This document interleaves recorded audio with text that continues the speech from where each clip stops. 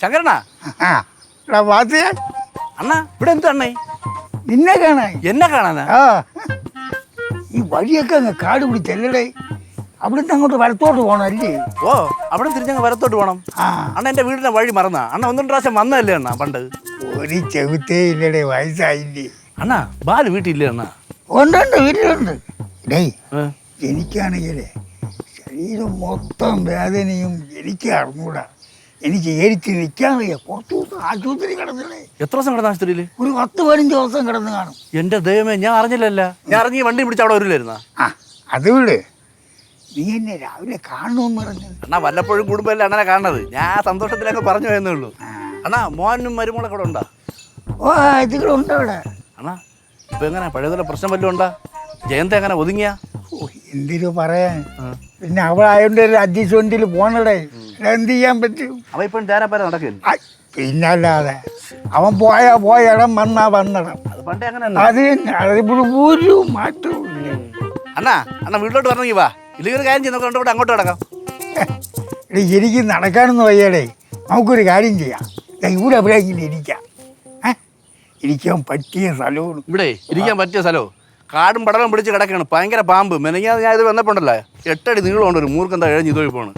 ഞാൻ ഓടിയാ ഓട്ട, ഇരിക്കാൻ പറ്റിയ സ്ഥലം പോലും. അവിടെ പിള്ളേരൊക്കെ ഭയങ്കര ബഹളോടെ. വല്ലതും നടക്കൂടെ? എന്തിനാ നടക്കുന്നു? ഒരു ചെറുത് വാങ്ങിക്കേ. അണ്ണാ ഞാൻ ഇപ്പൊ പഴയതുപോലൊന്നുമല്ല. ഞാൻ ഇപ്പൊ അടി നിർത്തി വല്ലപ്പോഴേ ഉള്ളൂ, വല്ല ഉത്സവ ദിവസങ്ങളിൽ. അതായത് ഓണം, സംക്രാന്തി, വിഷു, മകരം, കുംഭം, മീനം, ഇങ്ങനത്തെ മാസങ്ങൾ. പിന്നെ മരണം, അടിയന്തരം, ജാതാംകുട, 28 കെട്ട്, അങ്ങനത്തെ ചടങ്ങ്. പിന്നെ ആരെങ്കിലും ഗൾഫിൽ പോയാൽ അങ്ങനെ, തിരിച്ചു വന്നാൽ അങ്ങനെ, അല്ല വന്നില്ലെങ്കിൽ അങ്ങനെ. പിന്നെ എന്തെങ്കിലും ആർക്കെങ്കിലും വിഷമം ഉണ്ടെങ്കിൽ അങ്ങനെ, അല്ലാത്തപ്പോൾ ഇങ്ങനെ. അങ്ങനെയുള്ള ചില ദിവസങ്ങൾ അടിയുള്ളൂ. അപ്പോൾ ഒരു ഒഴിവും ഇല്ല അല്ലേ? ഒഴിവില്ലാതെ ഒന്നുമല്ല. അടിക്കാത്തപ്പോൾ അടിക്കില്ല, അടിക്കുമ്പോൾ അങ്ങ് അടിക്കും. അങ്ങനെ കണ്ടൊരു ദിവസം വരടേ. എന്തെങ്കിലും ചെറുതൊന്ന് സ്പോൺസർ ചെയ്യടേ. നിങ്ങൾക്ക് വയ്യാതിരിക്കുകയല്ലേ അണ്ണാ? ഓ അതിപ്പോൾ കുഴപ്പമൊന്നുമില്ലടേ, ഇപ്പം ഭേദമായി. ഇപ്പോഴേ ആരും മാറ്റരുത്.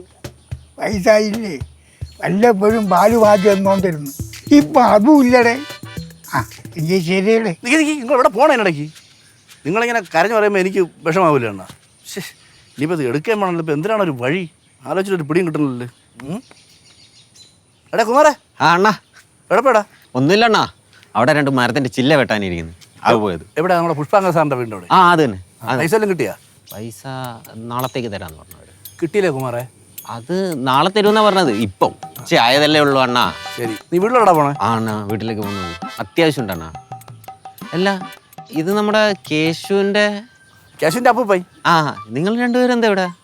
നമ്മോട് അങ്ങനെ നിൽക്കുന്നു. പിന്നെ നീ ഒരു ചെറിയ സാധനം എടുത്തിട്ടുണ്ടോ? അണ്ണാ പൈസ തന്നാ ഞാൻ സാധനം എടുത്തിട്ട് വരാം. ഇതിനു മുമ്പേ സാധനം എടുത്തിട്ട് അണ്ണൻ എനിക്ക് പൈസ തന്നില്ലല്ലോ കേട്ടാ. ആര് പറഞ്ഞു? അന്ന് നീ സാധനം എടുത്തോണ്ട് നിന്നെ അന്വേഷിച്ച് നടന്നു, നിന്നെ കണ്ടില്ല. പിന്നെ അടിച്ചതിന് ശേഷം നീ എവിടെയും ചോദിച്ചു നടന്നേ.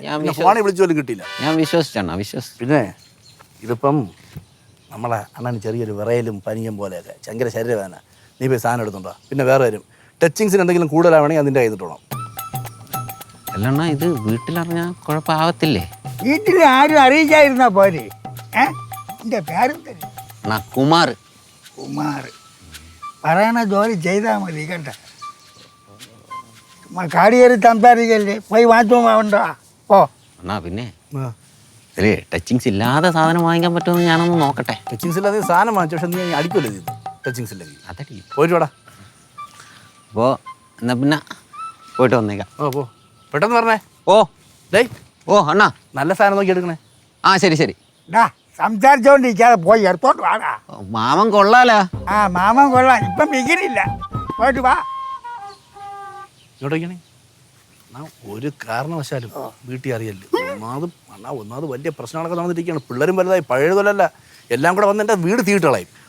ഞാൻ പറഞ്ഞേക്ക് 2 എണ്ണം അടിക്കുന്നു, നമ്മൾ നൈസായിട്ട് ഇരിക്കുന്നു. അണ്ണം പോകുന്നു, ഞാൻ ഇങ്ങോട്ട് പോകുന്നു. ഓക്കെ വരി. എൻ്റെ അമ്പോ അണ്ണാ നോക്കിയിരിക്കണേ അണ്ണാ.